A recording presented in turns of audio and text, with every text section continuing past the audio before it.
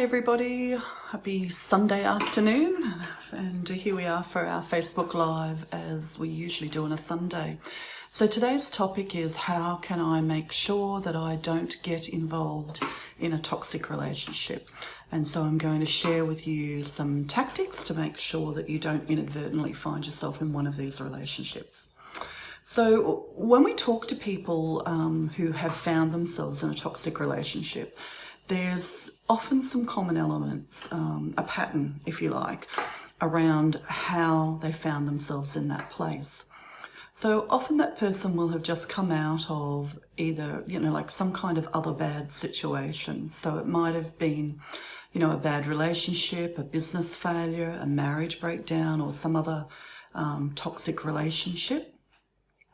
And they'll be feeling pretty bad about themselves usually. So their self-esteem is normally quite low at this point in time. Another thing that we see is that the person that they have gone into a relationship with has rushed things along. So, they've quickly wanted commitment. They've either moved in together, gotten engaged, gotten married, or fallen pregnant very quickly. And, so it's like there's no time taken. It's very urgent. There's a feeling of high intensity and a feeling of urgency. So they're the two things that we find, generally are a pattern in these kinds of relationships when they look back, and across many, many toxic relationships. So it's so obvious, it jumps out at us. So I'm going to take you through a list of the top 10 things that you can do to make sure that you don't find yourself in a toxic relationship. So, of course, number one is going to be take things slowly. So, behavior and patterns are revealed over time. So you need to give the relationship time, give that other person time so that you can see it actually, coming through. So you can observe that person's behavior in healthy situations, in sickness, in anger, in frustration, when life is going well and when it's not. Don't rush into any commitment and not even living together. So, and we usually say 3 to 4 years in order to see that person's real behavior over time. So, we talk to a lot of counsellors and psychologists, and a lot of them will say you really have to be with someone for 4 years before you can actually know who they are. The next thing, number 2, don't give your heart quickly. So don't go all in really fast. Be responsible with your heart. Be a responsible steward of your heart. Hold on to it until you've got evidence of the person that you're going into that relationship with, that they can be trusted with your heart. It's one of the things that we see again, people sort of, again, because of that feeling of intensity that other person's encouraging, people go all in this relationship really, really quickly. Number 3, be an observer of your life. So watch this person's behavior. Don't lie to yourself about what you're seeing. Don't excuse any bad behavior.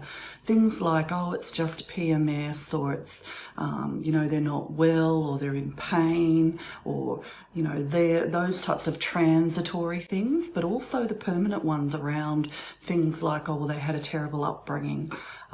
Don't make excuses for those bad behaviors, no matter how good that excuse might seem on the day. Don't make excuses for them. And it doesn't matter what the circumstances are, okay?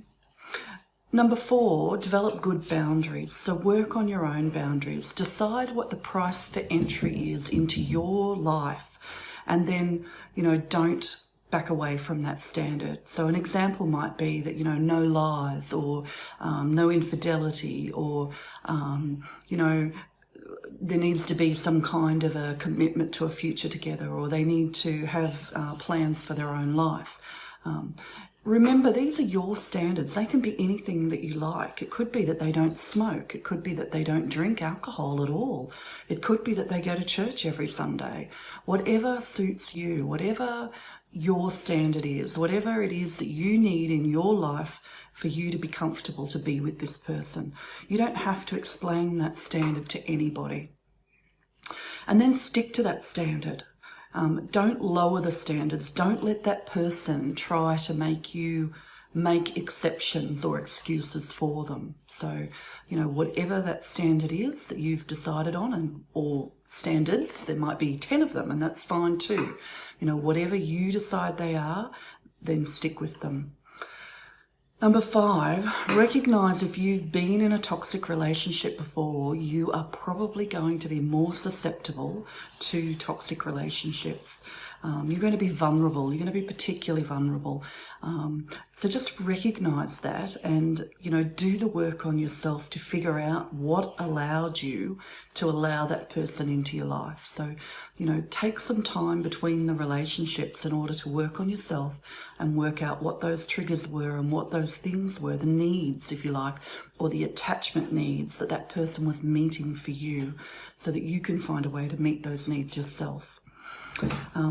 Grow, learn, keep growing and learning until you become the best version of yourself. Until you love yourself too much to accept toxic people into your life. That's really the end goal that you're looking for. Number 6, don't coach the person you're in a relationship with. Don't argue and debate. Don't give them multiple chances. If they want to be a person who's on a self-development journey, a person who's growing and learning, you'll see that because they'll be doing it. They won't need you to badger them into it. They won't need you to, to be constantly coaching them and saying, read this book, read that article, here's something else. If they want it, they will go out and they will seek it, or they'll be asking you for that information. So don't coach, don't take it upon yourself to treat that person as though they're a project.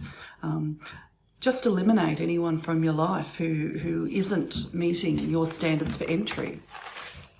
If they don't treat you with respect and care and consideration that you would show to a friend, then there's no place in your life for them. So you need to hold those people accountable to the same standard that you would hold yourself accountable in a relationship with somebody else.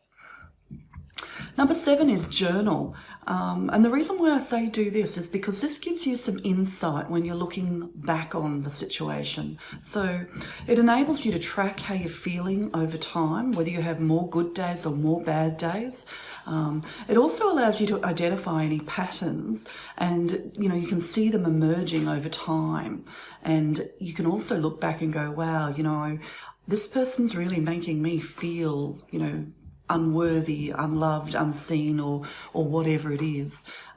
You'll be able to track over a period of months, if you have more good days than bad days, or if it's the other way around. Number 8, make yourself the center of your life. Make you your central focus. And I know that we're told all the time that that's selfish and that, we shouldn't be putting ourselves first. But the truth is, toxic people want you to be self-sacrificing. So you need to be putting yourself first. You have to look after your own health and well-being before you can do anything for others anyway. The truth is that healthy giving always comes from a place of abundance, not from a place of scarcity or depletion. So it's only when you're looking after yourself well that you actually have anything left in your bucket to give somebody else. But again, a toxic person, they're like an empty bucket or a bucket with a hole in it, and they will take everything that you can give them, including everything that you should be giving to yourself. So put yourself at the center of your life. Make yourself your own project, if you like. Number 9, there's a question, how does being in this relationship make you feel over time? Does it feel like it's a roller coaster? Is there an intensity of emotion rather than intimacy and connection? Is there this pattern that they desert you when you need somebody, or that everything's always about them? Take a look at the patterns over time, and this is where the journaling is going to help you as well. Number 10, which is the most important, and really I would say that if the answer is no to this, then nothing else matters, okay? This is the most important thing. Ask yourself, does this person treat me the way I want to be treated? Do I feel the way I want to feel in a relationship with this person? And if the answer to that is no, then that's the end of the story. There really isn't any other question that you need to ask yourself. So regardless of, whether they are making promises or whether they, you feel sometimes good in their presence, or because oftentimes with toxic people, it's not all bad. That's the reality, because we wouldn't get into a relationship with them and we wouldn't stay in relationships with them if it was bad all the time. So they have this pattern of the roller coaster, as I describe it, up and down, up and down. So we have good times and we have bad times, but the reality is over time, how does this person make you feel? Do they treat you the way that you want to be treated? And it's not just on one day, any given day in the week. We're talking overall, do you ever feel like this person doesn't treat you the way you want to be treated? It doesn't matter if it's 5% of the time. It doesn't matter if it's once a week. The reality is, if they're not treating you the way that you feel you want to be treated, then you're not in the relationship that you should be in. And I know that that's a tough one. I know it's not easy to leave a toxic relationship, and we'll do some work on that area in the future. So that's it for today. And once again, if you've got comments, please pop them in the comments below this Facebook Live. Understand that you can read the article over on LinkedIn. You can always come back to these videos on YouTube, and the podcast is on SoundCloud, usually by about Tuesday. And if you've got ideas for future Facebook Lives, then please do let me know. Have a great week, everybody, and I'll see you next Sunday. Bye.